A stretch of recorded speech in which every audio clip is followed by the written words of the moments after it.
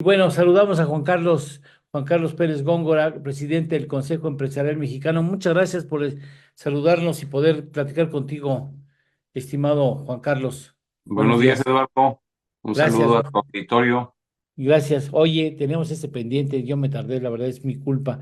Este, la presidenta, virtual presidenta electa, ya le está echando más cremas a los tacos porque dice que va a haber apoyo del Sistema Nacional de Cuidados, que a mí me parece que es un asunto muy interesante, muy necesario en el país y dará mucho sentido para muchísimas, sobre todo mujeres, no solamente mujeres, pero sobre todo mujeres en México. También habla de poder apoyar a las mujeres que estén en situación de vulnerabilidad de 60 a 65 años y también a chavos de secundaria que estudian en escuelas públicas y ahora acaba de salir el asunto de los trenes, que sabemos tú y yo y el público que los trenes lamentablemente en el mundo entero han resultado siempre deficitarios. Es decir, extiende la red de beneficios a la población, cosa que no es malo, pero pues no tiene espacio fiscal porque está muy comprometido el presupuesto.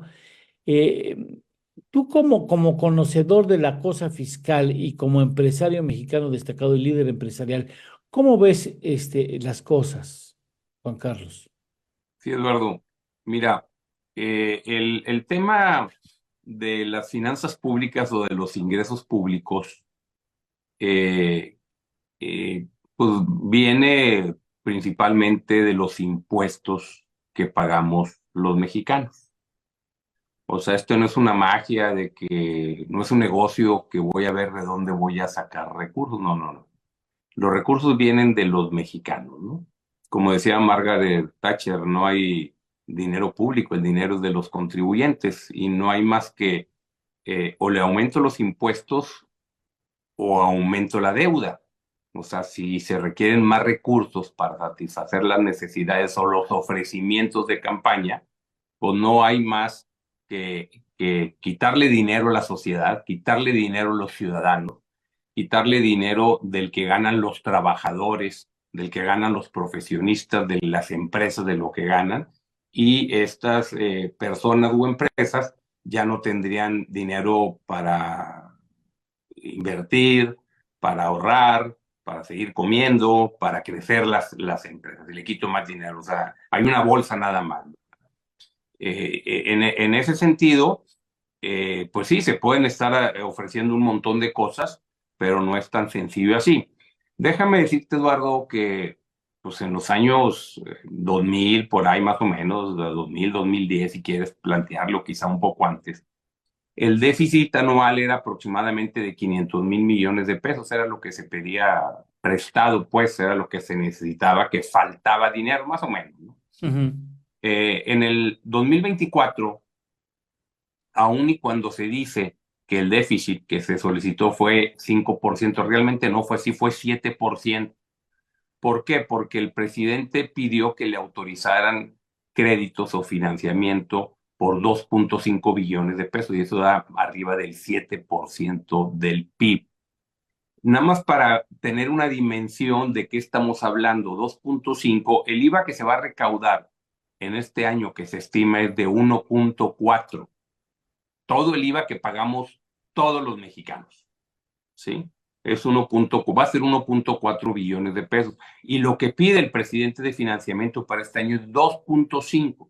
O sea, si el Congreso le hubiera dicho, no te voy a permitir que te endeudes en este año, tienes que sacarlo de recursos propios, o sea, tienes que aumentar los impuestos, pues estaríamos hablando que tendríamos que aumentar el IVA del 16 al 40%.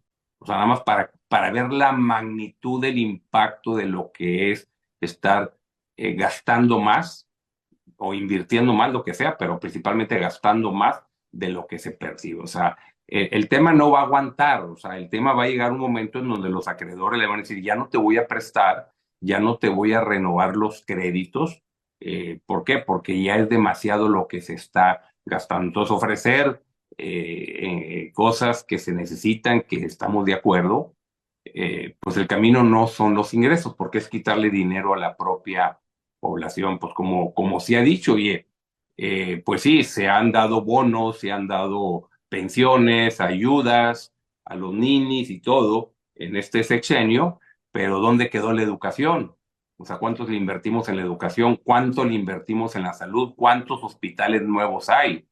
¿Cuántos están en atender a las familias cuando van a un hospital público? Entonces, pues le tienes que quitar a otro rubro y eso fue lo que sucedió en este sexenio. El continuar así, pues habría una mayor desigualdad. Habría una mayor desigualdad y quiero señalar y recalcar, Eduardo, que pues, la desigualdad primera e importante es la educación. O sea, yo quisiera que todos los niños de este país tuvieran la misma educación que tienen nuestros hijos, que tenemos posibilidades de pagar escuelas particulares y de mandarlos a estudiar carreras o maestrías al extranjero. Entonces, ese es un tema prioritario, es un tema, y yo creo que es el primer tema que tendríamos que poner sobre la mesa en el tema de la desigualdad. No la desigualdad del salario, o sea, no, esa es otra cosa, no desigualdad de lo que Oportunidades. pues hay microempresas que ganan poco y hay monstruos que ganan, eso no es el tema.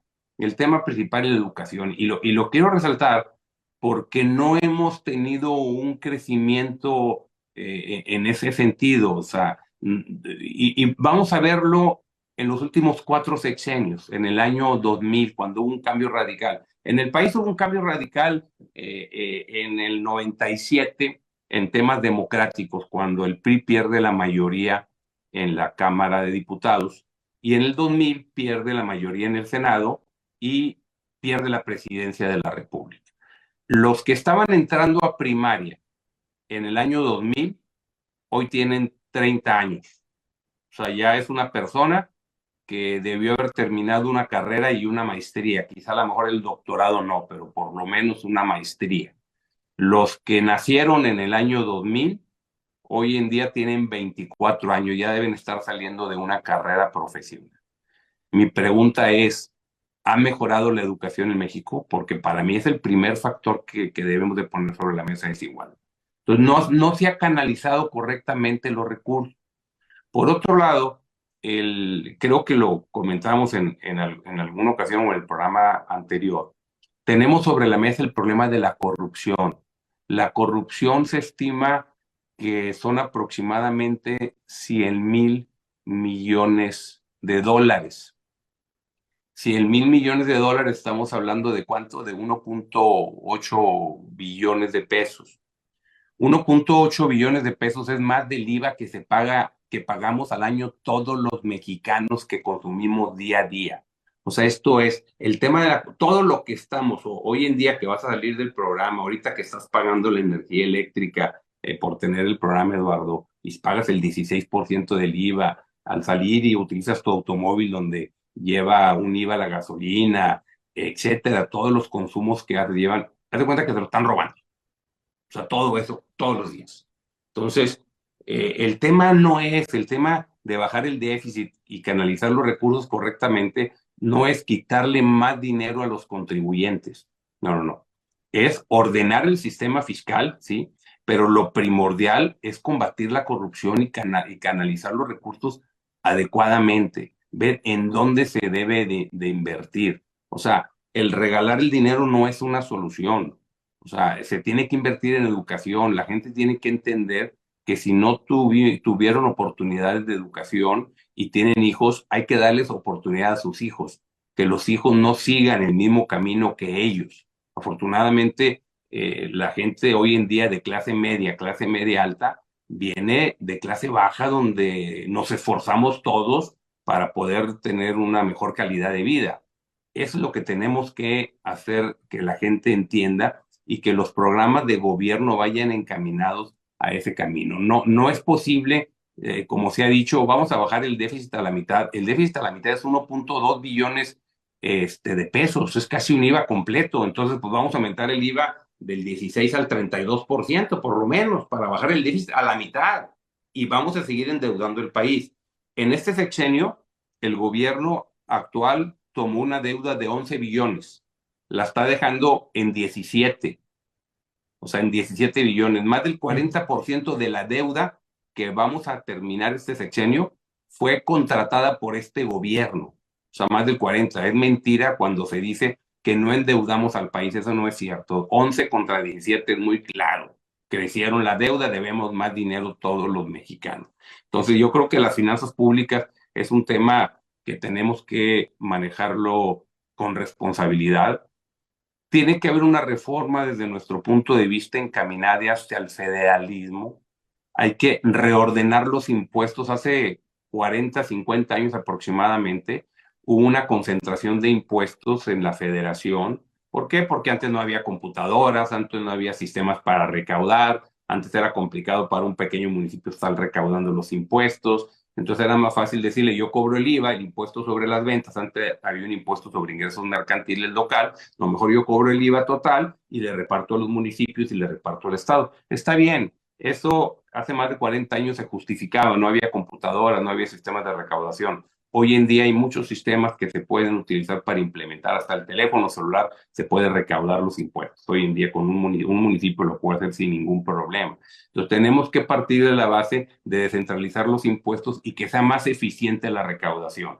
Esto es, por poner un ejemplo que he venido mencionando y que me parece muy bueno, es el IVA debería de bajar, por decir el porcentaje, del 16 al 10% y se debería de establecer un impuesto local del 6%, una cantidad para el municipio y otra para las entidades federativas. Así puede ser 4% para el Estado y 2% para el municipio, o 3 y 3%, esos cálculos habría nada más que afinarlo, pero sería Ujú. mucho más eficiente que el municipio, cuando vas a poner un negocio, te diga, ábrelo rápido, porque sé que de lo que vas a cobrar un Claro. 2, un 3% y me va a caer a las arcas municipales. Y aparte voy a fiscalizar que me declares bien los ingresos y eso le conviene al gobierno del estado porque también va a recaudar y eso le conviene al gobierno federal. Entonces, todo el mundo va a tener la responsabilidad de que se paguen correctamente los impuestos y además que tus vecinos, tus colegas, tu competencia, digo, oye, paga tus impuestos. ¿Por qué? Porque todos los estamos pagando y ese impuesto se requiere para el municipio, para tener la seguridad del municipio, para tener bien la pavimentación o para tener bien las escuelas de los municipios. Ese es otro tema. Los municipios no se han metido al tema de la educación normalmente. Yo creo que el tema educativo debería Órale. descentralizarse hasta nivel municipal y los municipios deberían de hacerse cargo de la infraestructura, esto es de las instalaciones educativas, o sea, de lo que son las escuelas, debería hacerse cargo. Entonces, parte de estos impuestos se pueden destinar para eso, quitándole esa carga al gobierno federal y entonces involucrar a los padres de familia para que vean que las escuelas estén bien adaptadas, porque creo que es importantísimo pues, los maestros, la calidad del maestro, la capacitación del maestro, pero las instalaciones es lo primordial para que el alumno, el muchacho, el niño, pues, se siente a gusto en unas instalaciones, que cuando tengan el deporte, pues tengan unas buenas canchas para jugar básquetbol o para entrenar y tener buenos maestros de deporte. Hoy en día no los tiene la educación. Pregúntale a un maestro de educación pública de primaria, pregúntale, oye, ¿tienen un director en tu escuela de deportes? No lo tienen. ¿Tienen un director de fútbol? ¿Tienen o un entrenador de fútbol, de básquetbol, de voleibol, de atletismo en tu escuela? No lo tienen. No lo tienen, o sea, hay una deficiencia. Entonces creo que desde ahí tenemos que poner atención y empezar a ordenar las cosas. O sea, no va a haber forma de decir aumenta 2.5 billones de ingresos, a ver cómo le haces. No, es imposible. Tendrías que aumentar el impuesto sobre la renta del 35 a las personas físicas al 50%. Tendrías, Oye, o sea, o al 70%, o sea, es imposible, o sea, no hay forma, pues tenemos que buscar la eficiencia recaudatoria y la distribución correcta del gasto y dejar de tirar dinero. oye, si Claudia Sheinbaum, virtual presidente electa, dice que no va a tener una reforma fiscal, entonces el problema se va a agudizar, lejos de que solucionemos las cosas, se van a complicar más, sobre todo para el ejercicio administrativo del gobierno federal. O sea, si no tiene más recursos, ¿cómo le va a hacer con un sistema nacional de cuidados que no es barato? Con el apoyo a los niños de secundaria, con los trenes, bueno, en los trenes puede descansar en la iniciativa privada, pero los compromisos de 60, 65 años para las mujeres, esos compromisos cuestan. Entonces, ¿de dónde va a sacar el dinero? Pues no va a haber, o sea, no hay recursos y el país no va a aguantar, los acreedores te van a decir, ya no te voy a prestar, y más con problemas que se están presentando como Si por sí tenemos una debilidad en el Estado de Derecho y con la reforma que proponen al Poder Judicial, pues va a estar peor y hemos visto la desconfianza que hay de los inversionistas extranjeros. Están ahorita en el stand-by nada más. O sea, dicen, yo no voy a invertir en un lugar. Es más, la propia recomendación para operaciones internacionales es ya no vamos a poner que vamos a acudir a tribunales mexicanos, vamos a acudir a tribunales extranjeros en transacciones y en inversiones extranjeras con mexicanos y extranjeros, contratos internacionales y todo eso. O sea, ya no hay una confianza en el país. Esto va a debilitar y va a llegar un momento en donde el acreedor te va a decir, oye, ya no te voy a renovar el crédito, ya no te voy a seguir prestando. Eso va a suceder, como sucedió en los años, ¿qué serían? De los 80, ¿no? Cuando, si tú recordarás, para prestarle Sí. al gobierno mexicano, en los 80, le decían, bueno, que me avale, porque Pemex era una compañía muy fuerte, que me avale Pemex con su facturación, con sus cobros de Sí. ventas de crudo al extranjero, y con eso que me avale el crédito, porque en ese momento existía, estamos hablando hace más de 40 años. Hoy en día ya Petróleos Mexicanos no puede garantizar nada, no puede ni pagar su deuda, y se la quiere echar al gobierno federal, pues prácticamente va a ser imposible, ¿no? Entonces, no, es muy fácil decir, es muy fácil hablar en campaña, es muy fácil ser populista y ofrecer de todo, ¿no? Y pues como tú dijiste ahorita, Eduardo, ya le están bajando de la pensión ¿qué? De 65 a 60 y en la siguiente elección le van a bajar a 55 y al ratito van a llegar los 25 años ya de estar dando pensiones casi, ¿no? O sea, eso es imposible. O sea, las pensiones, debe haber un sistema que, ese es otro tema importante, el tema de pensiones. Hoy en día debe cambiar el sistema como lo tenemos en el caso de las empresas y todo eso, ahorro para el retiro tiene que haber. Hay una aportación adicional que se está haciendo del 1% año con año hasta el 2030 para que tenga mayor posibilidad, pero debería establecerse que dentro de 40 años ya no va a haber pensiones para los mexicanos, salvo la gente que verdaderamente lo necesite.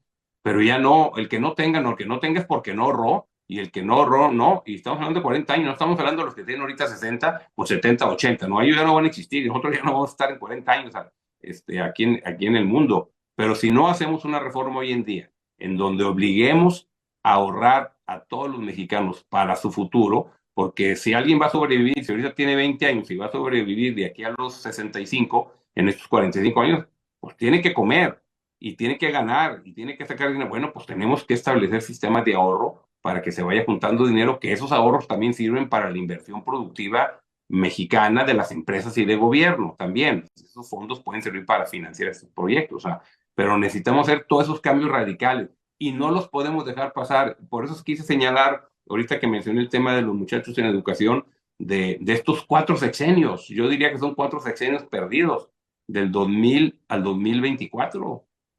Son 24 años que se han perdido. Entonces, ya vemos que el tema no es de partidos. El tema es que no tenemos una cultura como mexicanos de establecer bien un programa y de seguirlo radicalmente. La gente que trabaja en Hacienda son normalmente gente que hace una carrera profesional. O sea, ellos lo saben. ¿Y Sí. por qué no hemos cambiado? ¿Y por qué no le hemos dicho, oye, no se puede gastar más de lo que ingresamos? Hay que ingresar más, hay que establecer políticas para la actividad productiva, para que se generen mejores negocios, para que exportemos más, para que se generen mejores ingresos para los mexicanos y habrá más ingresos para el gobierno para poder satisfacer necesidades, ¿no? Pero no está regalando el dinero. Yo creo que ese cambio tiene que hacerse y hoy en día pondría yo el tema de las pensiones dentro de 40 años, porque nos va a llegar, así como ya nos llegó que esos 24 años del 2000 al 2024, ya nos faltan nada más 16 para llegar. Si hubiéramos hecho esto que estamos platicando en el año 2000, dentro de 16 años estaría ya un dinero para los mexicanos que se estuvieran jubilando, ¿no? Dentro de 16 años, pero no lo O- hemos hecho. Oye, Juan Carlos, híjole, hay temas importantísimos. Yo no te quería interrumpir y me parece que son fundamentales tus puntos de vista. Tenemos el asunto de pensiones y también yo quería incluir, ya no tendrá que ser en esta ocasión por cuestiones de la agenda que tenemos comprometida, pero el gobierno ha sido equitativo con el sector privado, con la iniciativa privada nacional. Ha obtenido un chorro de la iniciativa privada, ¿eh? Ha obtenido lo que se le ha pegado la gana, el sector privado ha concedido las sugerencias del gobierno y yo no estoy seguro que haya obtenido algo a cambio. O sea, el aumento del punto que tú decías en materia de pensiones lo ha cargado la iniciativa privada. Aumento salarial lo ha cargado la iniciativa privada, ¿no? Los salarios no vienen del Banco de México, vienen de las empresas. Vacaciones, más vacaciones las ha cargado la iniciativa privada y muchas otras cosas lo ha aceptado la iniciativa privada y a cambio no sé qué ha obtenido.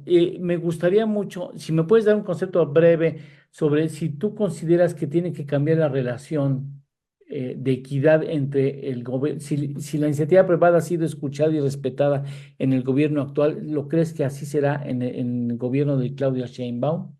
Pues en este gobierno, como lo dices, Eduardo, no ha sido así. Esperemos que el próximo gobierno sí lo haga, que se tenga un mayor intercambio de ideas y de proyectos, y tenemos que tener un sistema tributario, ahora sí lo diría tributario, más justo. Hay disposiciones que son totalmente incongruentes, que tienen añales en la ley, y que no se han reformado. Por ejemplo, los automóviles, la deducción de automóviles, los negocios necesitan los automóviles para los ejecutivos, para los empleados. Algunos te los dan como prestaciones, algunos son para el transporte de mercancías. En el caso de los automóviles, la ley del impuesto sobre la renta dice que la deducción se hace sobre el monto de la inversión máximo de 175,000 pesos.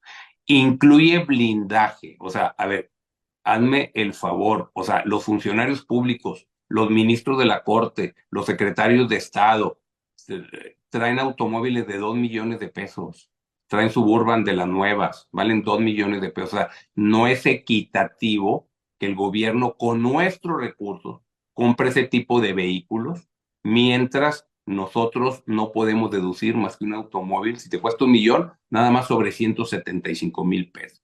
Las prestaciones que ahorita las mencionaste están limitadas. Es una reforma que se hizo en el 2014, que nos fuimos a los amparos, que los amparos venían los proyectos correctos para declararla inconstitucional, porque te dicen que no va a ser deducible todas las prestaciones si para los trabajadores esas prestaciones están exentas. Entonces te ponen un porcentaje del 47 o del 53%, pero tú dices, oye, si la ley los exenta a ellos, y la ley, incluso la ley laboral, me obliga a pagarlos, como el aguinaldo y algunas otras cosas, ¿cómo no va a ser deducible de impuestos? Bueno, se hizo una reforma en el 2014, presentamos amparos, ya venían los proyectos que se declaran inconstitucional, que se iba a declarar inconstitucional, fue cuando fallece el ministro Valls, y el ministro que se quedó en su lugar fue Medina Mora, y cambió el proyecto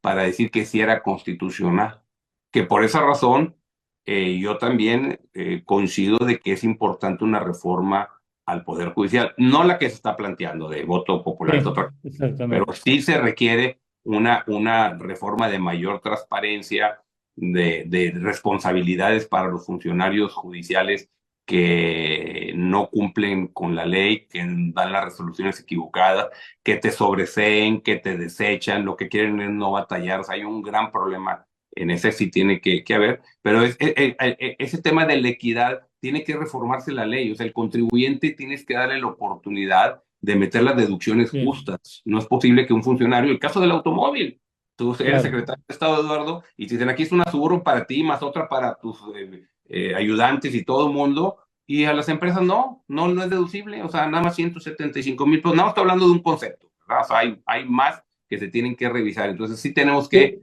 Te, tener esa reforma. Eso es lo principal. Tenemos que tener una reforma justa para que se recauden mejor los impuestos. te buscamos la próxima semana y tratamos esos temas. ¿Te parece bien? Sí, claro, Nos harías claro que sí. favor, te mando un abrazo. Muchas gracias por estar con nosotros, Juan Carlos. Te mando un abrazo, que tengas un buen día. Igualmente, buen día a ti y a tu auditorio.